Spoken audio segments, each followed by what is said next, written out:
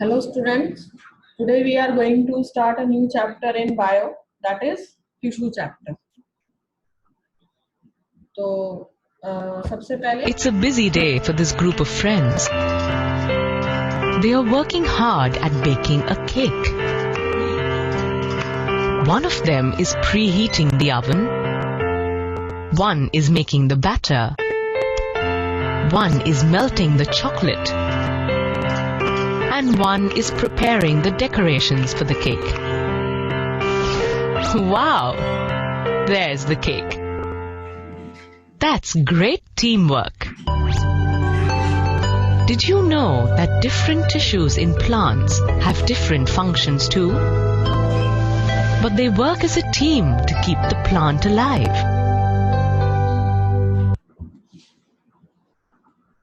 देखिए बच्चों By the end of this lesson, जैसे कि आपने देखा अभी सिंगल सेलुलर ऑर्गेनिजम्स और मल्टी सेलुलर ऑर्गेनिजम्स के बारे में आप ऑलरेडी जानते हैं, सेल चैप्टर आप पढ़ के आए। तो व्हाट हैव यू सीन कि single cell organism like amoeba and paramecium, there is only single cell which performs all different functions of life. But in multicellular organisms जो सेल्स होते हैं, ग्रुप ऑफ सेल्स वो बटे हुए हैं, अलग अलग वर्क करने के लिए उनकी कुछ स्पेशलाइजेशन है। तो ये जो ग्रुप ऑफ सेल्स हैं विच परफॉर्म सिमिलर फंक्शन, इनको हम क्या बोलते हैं? टिश्यू। ठीक है, तो सबसे पहले आज की क्लास में हम डिफरेंट प्लांट टिश्यूज के बारे में पढ़ेंगे। तो जैसे कि अभी ऑब्जेक्टिव है आपके सामने कि प्लांट टिश्यूज क्या होते हैं, डिफरेंट टाइप्स ऑफ टिश्यूज को हम आइडेंटिफाई करेंगे एंड वेरियस प्लांट टिश्यूज की description. what are tissues? A group of cells. तो यहाँ आपके सामने डेफिनेशन है टिश्यूज की कि cells similar in structure and working together for a common function form a tissue. Means group of cell which perform similar function are called tissues. That are similar in structure and that work together to achieve a particular function forms a tissue. Plants are stationary, and so some of the tissues they have are dead cells. अब देखिए आपको पता ही है कि plant stationery होते हैं, वो अपने फूड की सर्च में या शेल्टर की सर्च में इधर उधर मूव नहीं कर सकते। तो इसीलिए most plant tissues are dead cells which provide mechanical strength to the plants, है ना, जिससे कि हार्श वेदर कंडीशंस में भी ये जो डेड सेल्स हैं ये प्लांट्स को प्रोटेक्ट करके रखते हैं। Which provide mechanical strength. These are the different types of plant tissues. तो ये दो टाइप के प्लांट टिश्यूज होते हैं बच्चों, meristematic tissue and permanent tissue. तो चलिए सबसे पहले मेरिस्टेमेटिक टिश्यू के बारे में जानते हैं। Meristematic and permanent tissues. Look at how this plant is growing month by month. This is due to a special type of tissue called meristematic tissue. तो अब देखिए बच्चों, जो प्लांट की ग्रोथ होती है वो सिर्फ प्लांट के सर्टेन कुछ स्पेसिफिक रीजन्स में होती है। क्यों? क्योंकि उन्हीं रीजन्स में ये डिवाइडिंग टिश्यूज प्रेजेंट होते हैं जिनको हम क्या बोलते हैं? Meristematic tissues. Meristematic tissues are rapidly dividing cells which are present only in the growing part of a plant.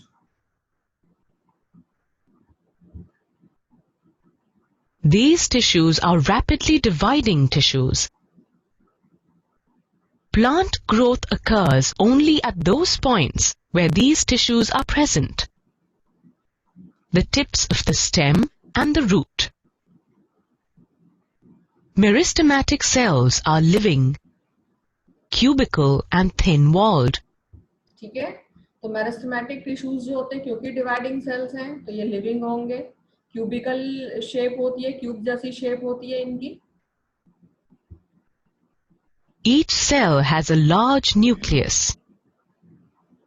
Cells are closely packed with no intercellular spaces. ठीक है, ये देखिए डिफरेंट सेल्स आप देख रहे हैं और इन सेल्स के बीच में बिल्कुल भी स्पेस नहीं है, तो हम क्या बोलेंगे? There is no intercellular space between the cells of meristematic tissues.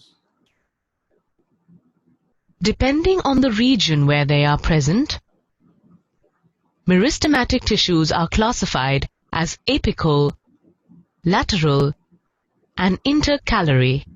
ठीक है, प्लांट के किस पार्ट में प्रेजेंट है, इसी पर इनकी नेमिंग की गई है. अगर यहाँ टिप पे, शूट के टिप पे प्रेजेंट है तो इसको एपिकल मेरिस्टेम बोलेंगे. रूट के पास प्रेजेंट है तो it is known as lateral meristem. और अगर यहाँ बीच में प्रेजेंट है स्टेम पे तो इसको इंटरकैलरी मेरिस्टेम बोलते हैं. ठीक है, तो देखिए एपिकल मेरिस्टेम कहाँ पर प्रेजेंट है, at the growing tips of stems and roots. इसका फंक्शन क्या हो गया, it increases the length of stem and root. देखिए क्या करके function. Apical meristem is present at the apical or growing tips of stems and roots. It increases the length of the plant. Lateral meristem or cambium is present in the radial portion of the stem or root. It increases the girth of the plant.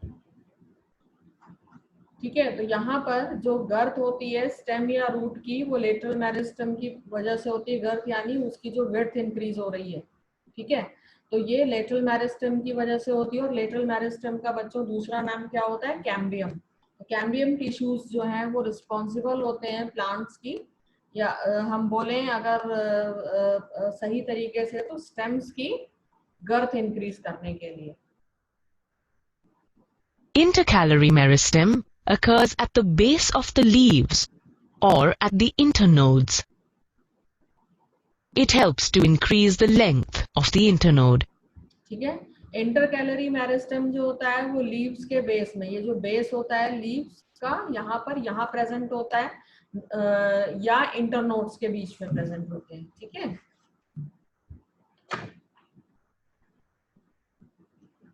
Take a look at what eventually happens to meristematic tissues. अब इससे पहले बहुत एक important point मैं discuss करूंगी कि जो meristematic tissue के जो सेल्स होते हैं बच्चों, वो बहुत ही ज्यादा एक्टिव होते हैं. ठीक है, तो बहुत ही ज्यादा एक्टिव है, that is why they have dense cytoplasm. इनकी जो वॉल्स होती हैं वो सेल्यूलोज से बनी होती है और न्यूक्लियाई बहुत ही प्रोमिनेंट होता है, मींस बहुत ही एक्टिव होता है. They don't have vacuoles. ठीक, इनके पास वैक्यूल नहीं होते. जबकि आप अभी क्या पढ़ करके आए हैं कि जो प्लांट सेल्स होते हैं उनके पास एक लार्ज वैक्यूल है, लेकिन मेरिस्टेमेटिक टिश्यूज के जो सेल्स हैं बच्चों, they lack vacuoles. This is very important point to be noted. अब देखिए क्या होता है eventually meristematic tissues.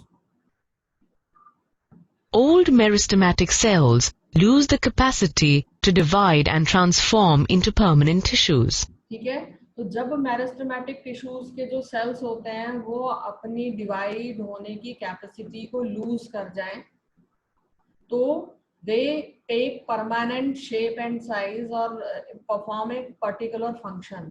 This process is known as cell differentiation. ठीक है, वो प्रोसेस जिसमें जो मेरिस्टेमेटिक टिश्यू के सेल्स हैं वो परमानेंट शेप साइज ले लेते हैं और एक पर्टिकुलर फंक्शन परफॉर्म करते हैं, उस प्रोसेस को हम क्या बोलते हैं, सेल डिफरेंशिएशन. तो यहाँ पर जब सेल डिफरेंशिएशन हो गया तो meristematic tissue get converted into permanent tissue.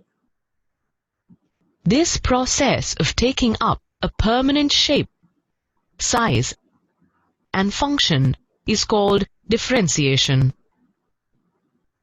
Permanent tissues can be simple or complex, depending अब देखिए, upon their structure and function. अब परमानेंट टिश्यू कौन सा स्ट्रक्चर और फंक्शन परफॉर्म कर रहे हैं, इस बेस पर we can divide them into two parts, simple permanent tissue and complex permanent tissue. तो सबसे पहले सिंपल परमानेंट टिश्यू के बारे में हम स्टडी करते हैं. ये फर्दर आगे 3 टाइप्स के होते हैं, parenchyma, collenchyma and sclerenchyma.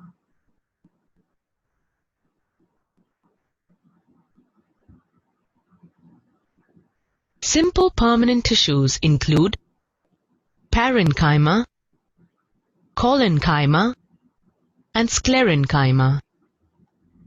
This is a stem. Let's explore the tissue parenchyma. ठीक है, ये देखिए स्टेम का हमने लॉन्गिट्यूडिनल सेक्शन किया। बच्चों दो तरह के हम सेक्शंस करते हैं। सेक्शंस मींस काट करके जो बीच से हम माइक्रोस्कोप के अंदर किसी भी स्ट्रक्चर को देखते हैं। तो लॉन्गिट्यूडिनल सेक्शन मतलब हमने स्टेम को लेंथ वाइज कट किया और जब उसको ऑब्जर्व किया तो हमने क्या देखा, ये जो स्ट्रक्चर हमें दिखाई दे रहा है ये क्या है, पैरेन्काइमा सेल। ठीक है, तो ये पैरेन्काइमा ये क्या है, टाइप ऑफ परमानेंट टिश्यू। और यहाँ पर बच्चों आप क्या देखेंगे कि इनके जो सेल्स होते हैं वो अनस्पेशलाइज्ड होते हैं and they have thin cell walls. इनके पास जो सेल्स होंगे वो लिविंग होंगे और इन जो पैरेन्काइमा टिश्यू होते हैं उनके सेल्स के बीच में स्पेस होता है, यानी intercellular space is present between the cells of parenchyma tissue. ठीक है, और ये जो टिश्यू होता है इसका फंक्शन क्या हो गया, ये प्लांट को सपोर्ट देता है और फूड स्टोर करके रखता है। देखिए कैसे। Parenchyma are elongated living cells with a cell wall made of cellulose. These cells are polygonal in shape and have a large central vacuole. ठीक है, ये एक और इम्पोर्टेंट पॉइंट है। इनके जो सेल्स होते हैं उनकी शेप पॉलीगोनल होती है और एक सेंट्रल वैक्यूल होता है जो कि लार्ज होता है।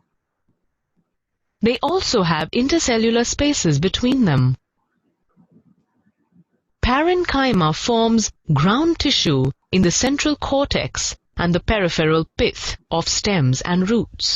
ठीक है, parenchyma forms ground tissue in the central cortex and the peripheral pith of the stems.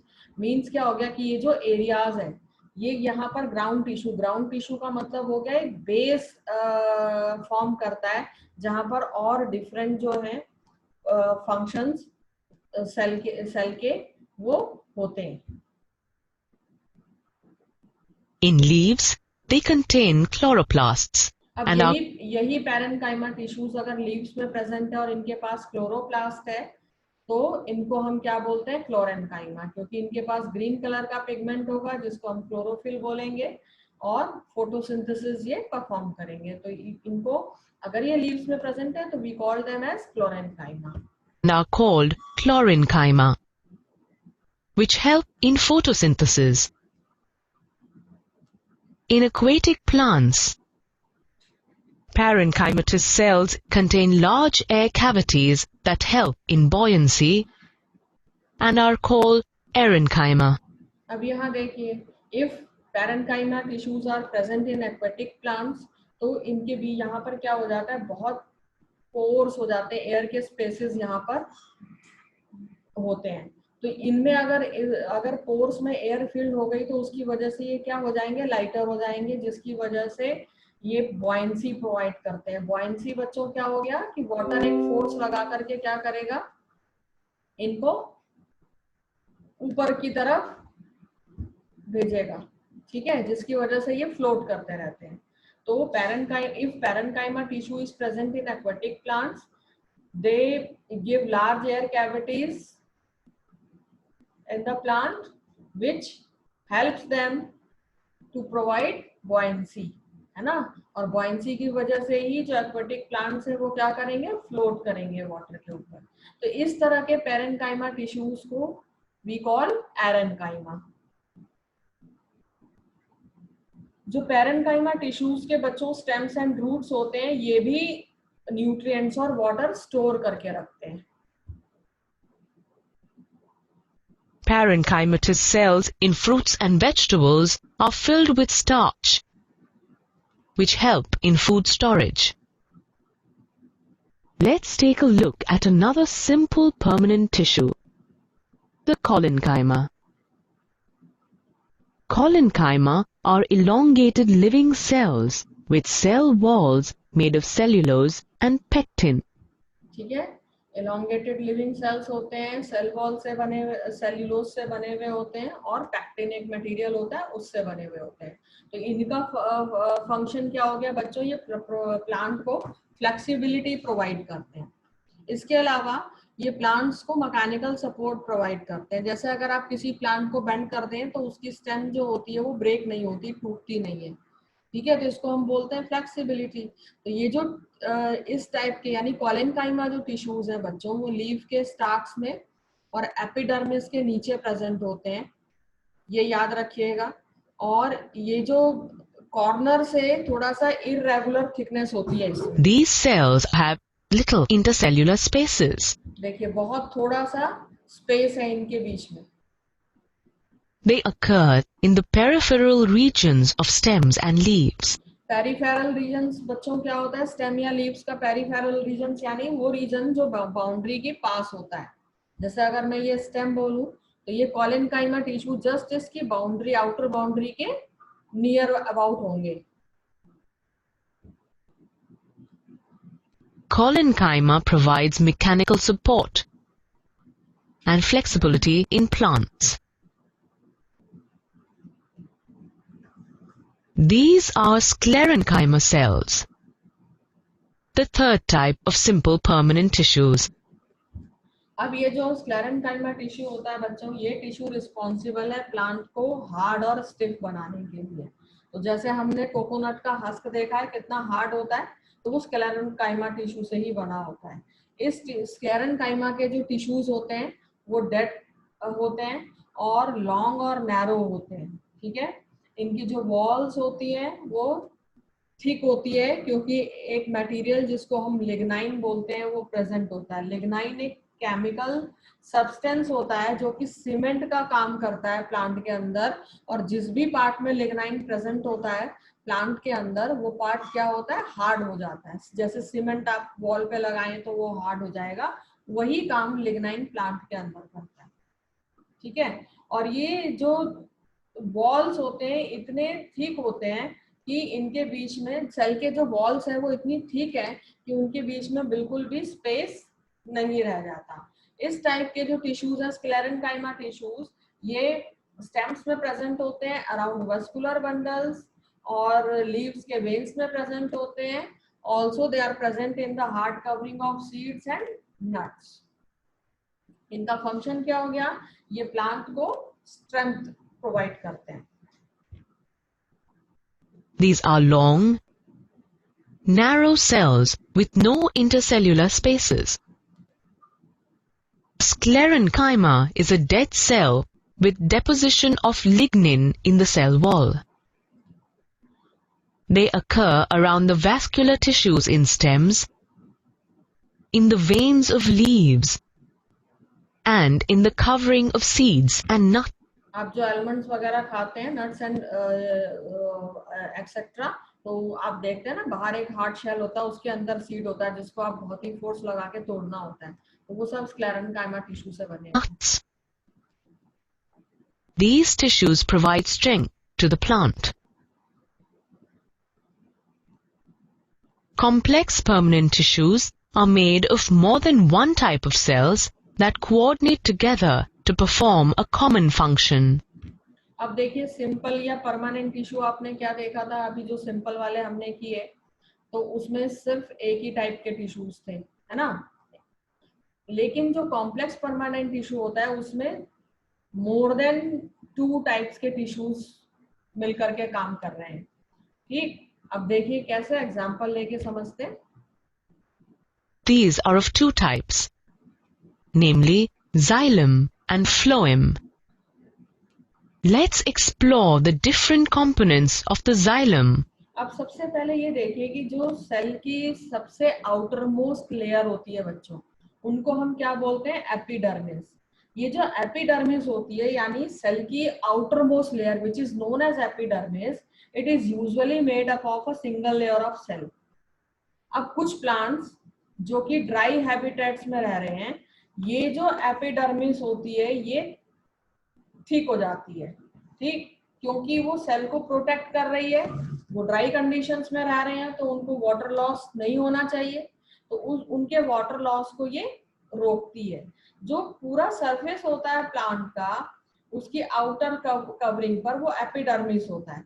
ये क्या करती है, ये प्लांट को सभी प्लांट के जो सारे पार्ट्स हैं इनको प्रोटेक्ट करके रखती है। अगर एपिडर्मल सेल एरियल पार्ट्स में प्रेजेंट है, एरियल मतलब जो टॉप वाले पार्ट होते हैं प्लांट के वहां प्रेजेंट होते हैं, तो वो एक वैक्सी सा सब्सटेंस जो कि वाटर को रेजिस्ट करता है वो फॉर्म कर लेता है आउटर सरफेस पर, तो जिसकी वजह से क्या होगा, वाटर लूज नहीं हो पाएगा, है ना, प्लांट के अंदर। तो ये जो वैक्सी सा सब्सटेंस फॉर्म किया, ये क्या करता है, वाटर लॉस से प्रोटेक्ट करता है प्लांट को, और also it protects the plant from mechanical injury, या कोई फंजाई या पैरासाइट अगर अटैक कर दे तो ये उससे भी उनको प्रोटेक्ट करता है। तो क्योंकि इसका जो रोल है वो क्या है, प्रोटेक्टिव लेयर है, तो इसीलिए जो एपिडर्मल टिश्यू के सेल्स होते हैं वो कॉन्टिन्यूअस लेयर फॉर्म करते हैं और उनके बीच में स्पेस बिल्कुल भी नहीं होता। तो मोस्टली जो एपिडर्मल सेल्स होते हैं बच्चों वो रिलेटिवली फ्लैट होते हैं, और इनके जो आउटर या साइड वॉल्स होती हैं वो थिकर होती हैं as compare to their inner walls. अब आइए हम इनके टाइप्स देखते हैं। डिफरेंट टाइप्स हमने क्या देखे, xylem and phloem. Tracheids, vessels, xylem parenchyma, and xylem fibers. ठीक है, तो अब ये जो कॉम्प्लेक्स परमानेंट टिश्यूज हैं ये दो टाइप के हैं, जाइलम एंड फ्लोएम। जाइलम के आप डिफरेंट कंपोनेंट्स देख रहे हैं, tracheids, vessels, xylem parenchyma, xylem fibres etcetera. Tracheids are tubular dead cells. ठीक है, ये देखिए ये ट्रैकिया का स्ट्रक्चर है, ट्यूब जैसा स्ट्रक्चर है, और ये पोर्स प्रेजेंट है, यहीं से ये वाटर मूव करता है। तो ये ट्रैकिया का फंक्शन क्या हो गया, वाटर को ट्रांसपोर्ट करना to various parts of the body.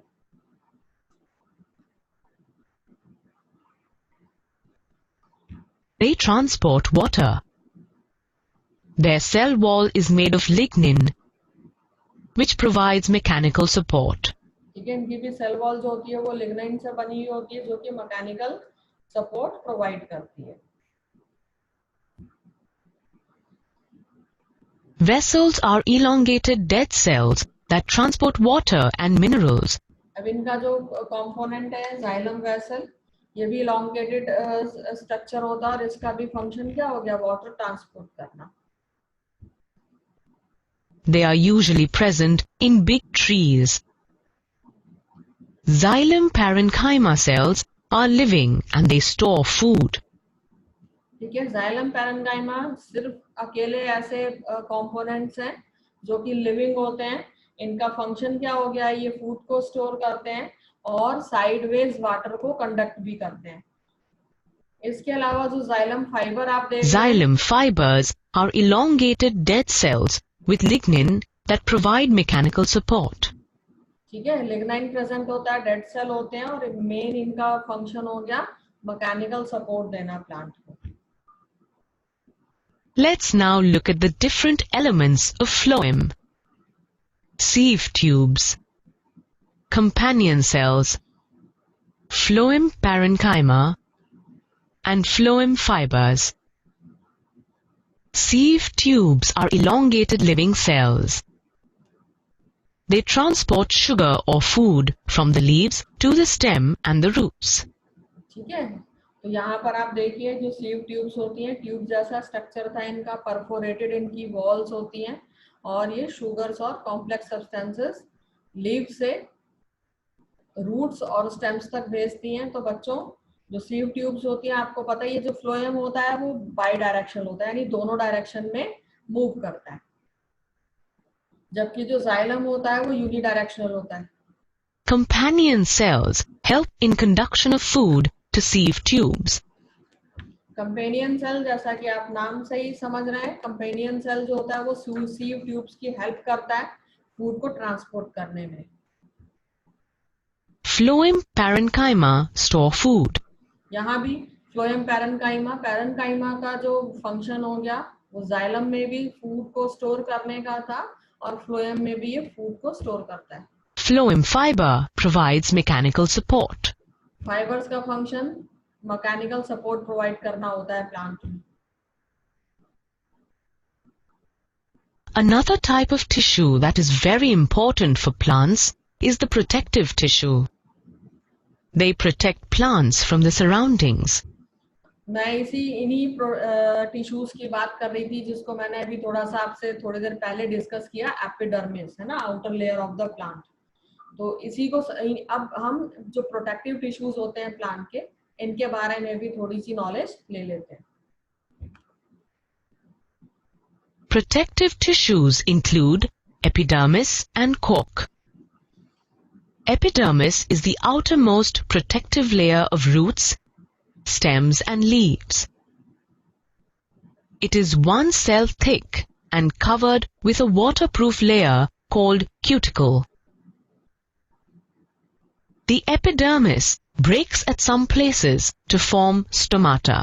ठीक है, यही एपिडर्मिस है जो कई प्लेसेस पर ब्रेक हो जाती है और स्टोमाटा बन जाती है, जहां पर स्टोमाटा उस एरिया को बोलते हैं और उस पोर्शन को बोलते हैं, और यहीं से वाटर जो है वो आउटर सराउंडिंग में प्लांट रिलीज करता है। एक्सचेंज ऑफ गैसेस भी स्टोमाटा के थ्रू ही होती है प्लांट्स में।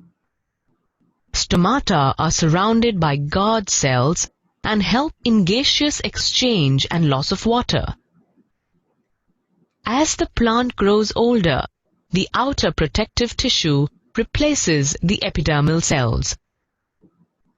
This outermost layer in older roots and stems is called cork. ठीक है, तो जैसे ही प्लांट जैसे जैसे ओल्डर होता चला जाता है, तो जो आउटर मोस्ट लेयर थी यानी एपिडर्मिस थी, इसके बाहर एक प्रोटेक्टिव सी लेयर बन जाती है जिसको हम क्या बोलते हैं, कॉर्क। अब जो प्लांट की आउटर मोस्ट लेयर होगी वो क्या होगी, कॉर्क। ठीक है, तो एक्चुअली ये सारी लेयर नहीं कन्वर्ट हो गई है, मेरिस्टेमेटिक टिश्यूज की सेकेंडरी जो लेयर होती है उसकी एक स्ट्रिप जनरली वो कन्वर्ट हो जाती है कॉर्क में। Cork cells are dead and lack intercellular spaces. Cell wall dead cells होते हैं ये कॉर्क के, और इंटरसेलुलर स्पेसेस यहाँ प्रेजेंट नहीं होते। इनके पास एक केमिकल होता है जिसको बोलते हैं स्यूबरीन। इनकी वॉल्स में केमिकल होता है जिसको हम बोलते हैं स्यूबरीन। ये जो स्यूबरीन मटेरियल है ये क्या करता है, इनको गैसेस और वाटर की एक्सचेंज के cell लिए walls are thickened by suberin, which makes help them करता है। impermeable. ठीक है, स्यूबरीन अगर प्रेजेंट नहीं होगा तो ये जो लेयर है प्लांट्स की, इससे आउटर बाहर की सराउंडिंग से वाटर या गैसेस की एक्सचेंज बिल्कुल भी नहीं हो पाएगी। तो आपको याद रखना है बच्चों, बहुत ही इंपॉर्टेंट है ये, इस केमिकल का फंक्शन। कई बार एग्जाम में पूछा गया है कि जो सेल्स होते हैं कॉर्क के वो डेड हैं, इनके बीच में इंटरसेलुलर स्पेस बिल्कुल भी नहीं होता है। They have a chemical called suberin in their walls which make them impervious for the exchange of gases and water। ठीक, तो यहाँ पर हमारा ये प्लांट टिश्यू खत्म होता है।